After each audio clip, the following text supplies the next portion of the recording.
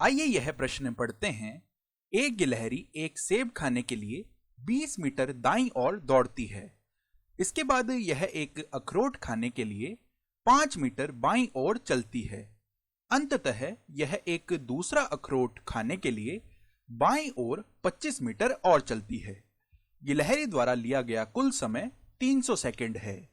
इस समय अंतराल में गिलहरी का औसत वेग यानी कि एवरेज वेलोसिटी और औसत चाल यानी कि एवरेज स्पीड क्या है। यह कल्पना करें कि दाईं ओर धनात्मक है और बाईं ओर ऋणात्मक है और अपने उत्तर को 2 सार्थक अंकों यानी कि सिग्निफिकेंट डिजिट्स तक पूर्णांकित करें। तो मैं चाहूंगा कि आप एक बार इस वीडियो को पॉज करें और इस प्रश्न को स्वयं से करने का प्रयास करें। मैं उम्मीद करता हूं आपने प्रयास किया होगा। अब चलिए हम इसे साथ में मिलकर कर लेते हैं। और चलिए सबसे पहले इस पूरी स्थिति के लिए जो कुछ भी इस प्रश्न में हो रहा है उसके लिए हम एक चित्र बना लेते हैं। तो कल्पना कीजिए कि यहाँ पर इस प्रकार से हमारी गिलहरी है और सबसे पहले यह दाईं ओर 20 मीटर दौड़ती है। तो हम इसे ऐसे समझ सकते हैं कि यहाँ पर धनात्मक 20 मीटर का विस्थापन यानी कि डिस्प्लेसमेंट हो रहा है, यानी कि यह विस्थापन प्लस 20 मीटर है। तो अब यह गिलहरी यहाँ पर पहुंच जाती है और इसके बाद यह एक अखरोट खाने के लिए 5 मीटर बाईं ओर चलती है। तो यहां से अब यह गिलहरी 5 मीटर बाईं ओर चलती है। तो हम कह सकते हैं कि यह गिलहरी ऋणात्मक 5 मीटर विस्थापित हो जाती है और इस बिंदु से अब यह एक दूसरा अखरोट खाने के लिए बाईं ओर 25 मीटर और चलती है। तो मान लीजिए कि यहां पर 25 मीटर का ऋणात्मक विस्थापन फिर से होता है और अब यह गिलहरी इस स्थान पर पहुंच जाती है। अब देखिए, यदि हम यहां पर औसत वेग यानी कि एवरेज वेलोसिटी की बात करते हैं तो देखिए यहां पर यह एक सदिश राशि है। इसकी दिशा होती है, यहां पर हम दिशा का ध्यान रखते हैं। भले ही यह एक विमीय है यानी कि 1 डायमेंशनल है, लेकिन इसकी दिशा तो होती है। यहाँ पर दिशा दर्शाने के लिए हम चिन्ह का उपयोग करते हैं। यहाँ पर देखिए दाईं ओर तो धनात्मक है और बाईं ओर ऋणात्मक है। लेकिन जब भी हम एक विमीय सदिश राशियों की बात कर रहे होते हैं तो अक्सर हमें यहाँ पर तीर का निशान नहीं देखने को मिलता है और न ही मोटे अक्षरों में यह लिखा हुआ होता है।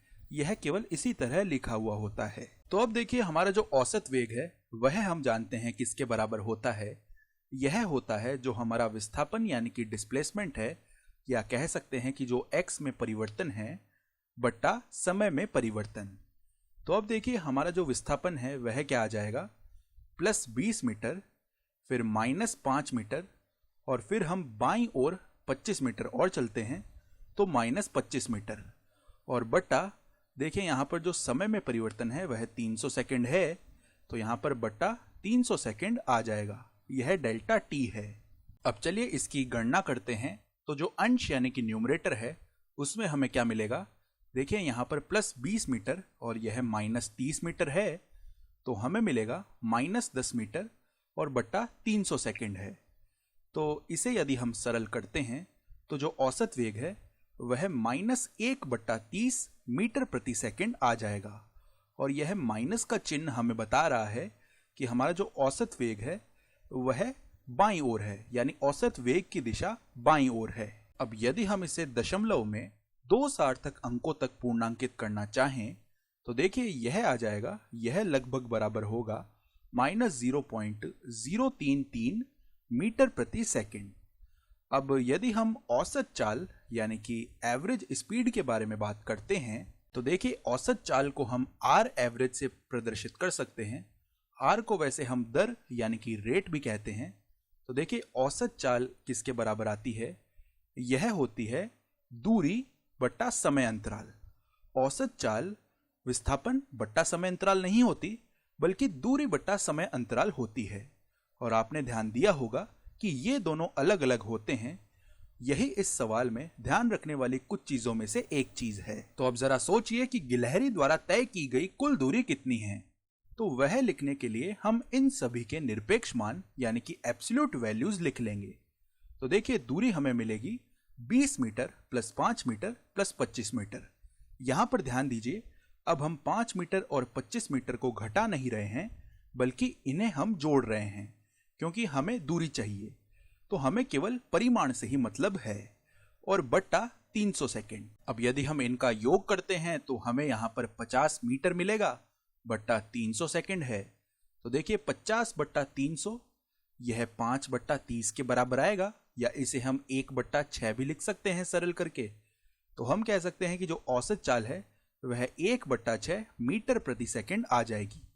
और यदि हम इसे दशमलव के रूप में व्यक्त करना चाहें तो देखिए यहाँ पर 1 लिख लेते हैं, यहाँ पर 6, और अब यह भाग लगा देते हैं।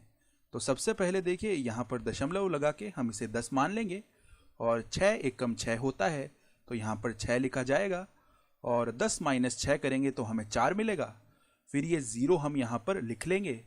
तो अब देखिए 6 × 6 36 होता है, तो यहाँ पर 6 लिखा जाएगा, और उसके बाद यहाँ पर 36 आ जाएगा, और फिर 40 में से हम 36 घटा देंगे तो यहाँ पर 4 बचेगा।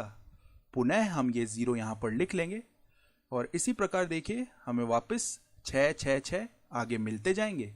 तो इसका मतलब है कि लगभग यह जो मान है यह किसके बराबर आएगा, 0 और 166 इस प्रकार आगे चलते जा रहे हैं।